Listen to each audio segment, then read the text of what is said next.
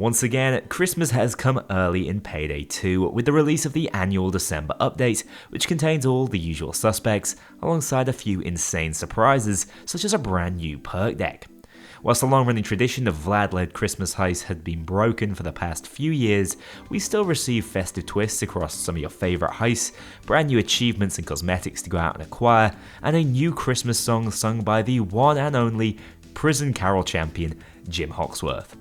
Also, if you're still struggling on what to get your loved ones this festive season, consider my PCs from the Apex store. You know the drill by now, they're made to run Payday 2 at its very best, even when covered in surprisingly demanding Christmas decorations.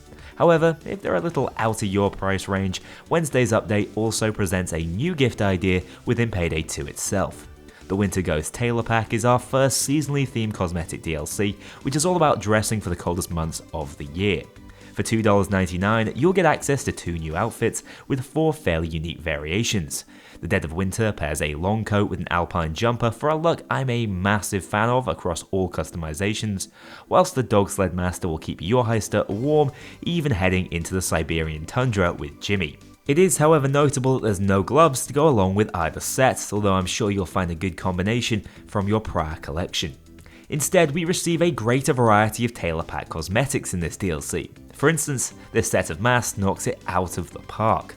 The Deer of Winter's Past is majestic, Leshy is sufficiently dark and edgy, Permafrost offers a Death Wish style look to those without the difficulty achievement, whilst the Kitsune Kari will finally let me cosplay as Vulpes Inculta in Payday 2. The 4 charms include Bliss, Old Man Winter, Cold Edge, and Snow Brick, which are all nice festive additions, even though charms is a concept I could take or leave, to be honest. And finally, we see a return of weapon colours in this DLC with the awesome Valkyrie's Glow, Gnarled Embrace, Red Berry Black, and Cold Front.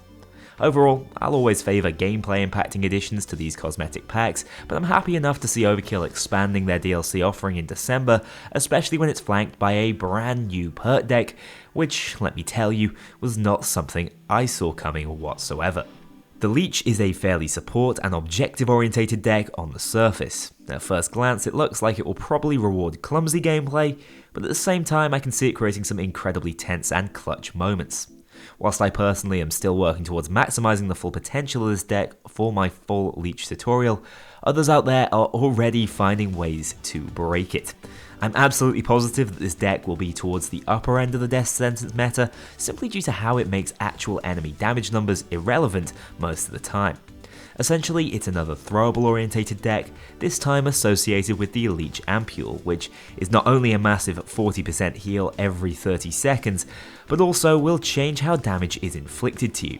At max rank, it will divide your health into 10 segments for 10 seconds, with each segment representing an instance of damage you can take.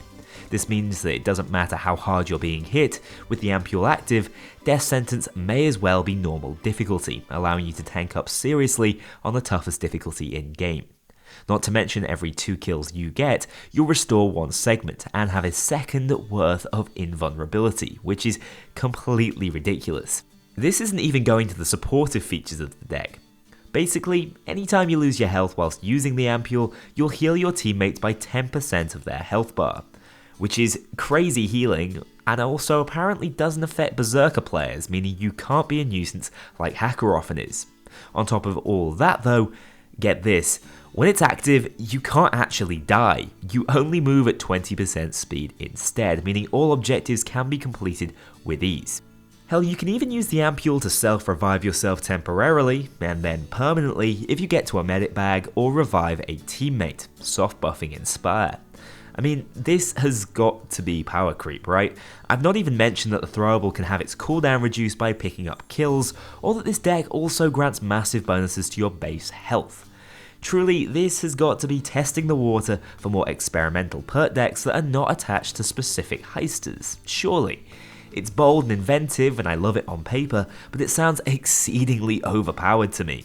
I've already seen players using it to auto-revive and glitch their way through speedruns, as well as turn high crime sprees into a trivial walk in the park. The Infinite Revive exploit has apparently been patched, but even so, I think it's indicative of how many holes there are in this deck which can be abused, so it will almost certainly need a few more adjustments going forward. It reminds me a little bit of the immortality we used to get with Release Grinder, but strangely it's not that good on Overkill and below, yet totally monstrous on Deathwish and above. I'm going to test the deck further before coming out with anything too hyperbolic, but let's just say it definitely looks worth trying out until my best deck in Payday video inevitably releases. As for the other less ludicrous additions, we have all the Christmas versions of Hoxton Breakout, Breaking Feds and Bullock's Mansion back in game, for which you will earn bonus XP upon completion. I've always been a big fan of these, but do watch out for some degraded performance on lesser machines, hence the plug at the start. There's also Hoxton's return to fame in Today is Payday 2, a new Christmas track put together by Gustavo and Pete Gold.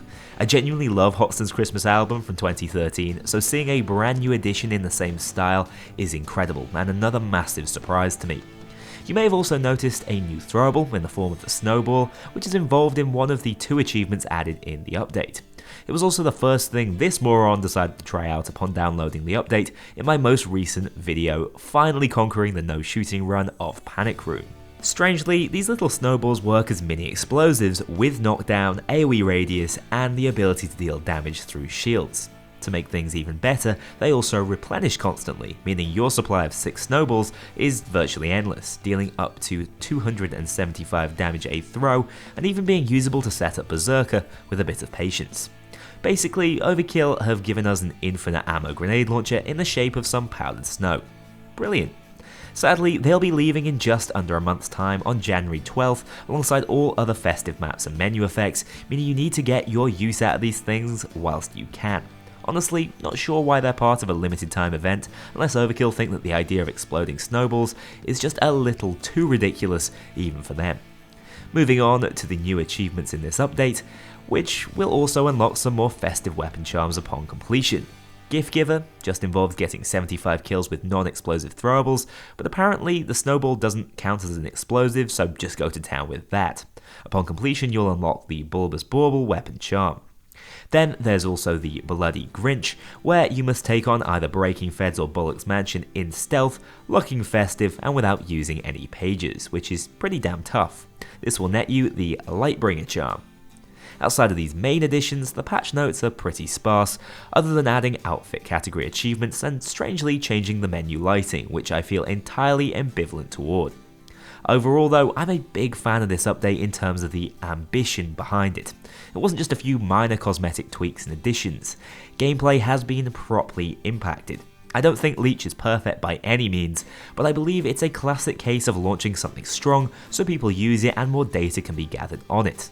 Hell, I'd rather something half broke the game than made no difference to it. Imagine the anticlimax if we'd received something on the level of Biker. Overkill have worked out what makes decks viable on higher difficulties and are going wild with it, or so I believe. It was also really nice to hear more on Payday 2's future in 2022. It looks like they're going to keep tweaking weapon balance based on community feedback, but should also be moving to look at skill and perk balance, which is one of the most requested changes. It was also mentioned that they'd be adding new limited time events, as we saw for the first time this year, as well as an Infamy endgame, which suggests some sort of Infamy 4.0 may still be on the cards. All really exciting and worth hearing as the team looks to up transparency in what could be Payday 2's best and final year as a game in development before Payday 3 steals the show. As for myself, I'm going to go and test Leech to its absolute limit over the next few days to optimize it for death sentence destruction. Stay tuned on the channel for that and more festive Payday videos before the year is through. Thanks for watching this one, guys. As ever, thank you very much to my mean Infamy patrons and above. If you want to join that infamous club to see yourself in the credits or get early exclusive access to my videos, including the story videos, check out my Patreon link below. Remember the Discord is open to all if you crave some more Payday discussion. Thank you very much for watching this video, and I'll see you all very soon for the next one.